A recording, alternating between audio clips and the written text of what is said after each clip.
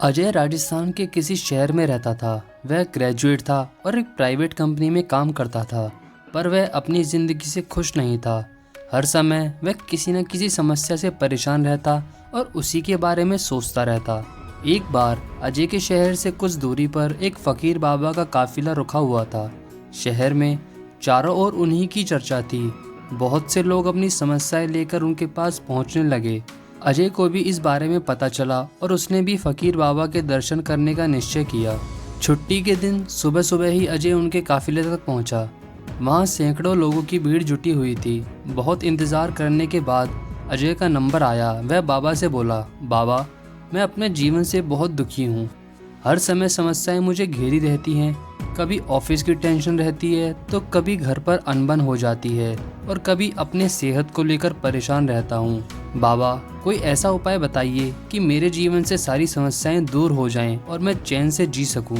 बाबा मुस्कुराए और बोले, आज बहुत देर हो गई है। मैं तुम्हारे प्रश्न का उत्तर कल सुबह दूंगा, लेकिन क्या तुम मेरा एक छोटा सा काम करोगे?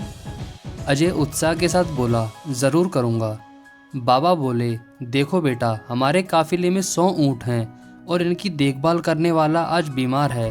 मैं चाहता हूँ कि आज रात तुम इनका ख्याल रखो और जब 100 के 100 ऊँट बैठ जाएं तो तुम भी सो जाना। ऐसे कहते हुए बाबा अपने तंबू में चले गए। अगली सुबह बाबा अजय से मिले और पूछा, कहो बेटा, नींद अच्छी आई? अजय दुखी होते हुए बोला, कहाँ बाबा, मैं तो एक पल भी नहीं सो पाया। मैंने बहुत कोशिश की, पर मैं सभी ऊँटों को नहीं बैठा पाया। कोई न कोई ऊँट खड़ा हो ही जाता था। बाबा बोले, मैं जानता था यही होगा। आज तक कभी ऐसा नहीं हुआ कि ये सारे ऊँट एक साथ बैठ जाएं।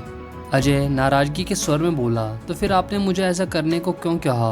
बाबा बोले, कल रात तुमने क्या अनुभव किया?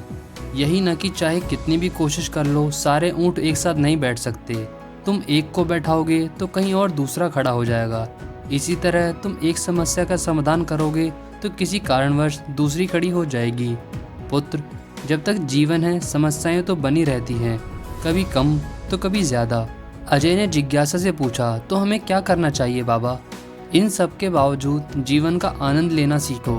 कल रात क्या हुआ? कहीं ऊँट रात होते होते खुद ही बैठ गए, कहीं तुमने अपने प्रयास से बैठा दिए, पर बहुत से ऊँट तुम्हारे प्रयास के बाद भी नहीं बैठे।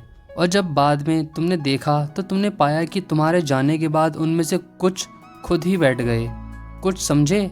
समस्याएं भी ऐसी ही होती हैं। कुछ तो अपने आप ही ख़त्म हो जाती हैं, कुछ को तुम अपने प्रयास से हल कर लेते हो और कुछ तुम्हारे कोशिश करने के बाद भी हल नहीं होती।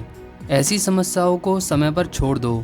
उचित समय पर वह खुद ही ख़त्म हो जाती हैं। और जैसा कि मैंने पहले कहा, जीवन है तो कुछ समस्याएं रहेंगी ही रहेंगी, पर इसका यह मतलब नहीं कि तुम दिन रात उन्हीं के बारे में सोचते रहो।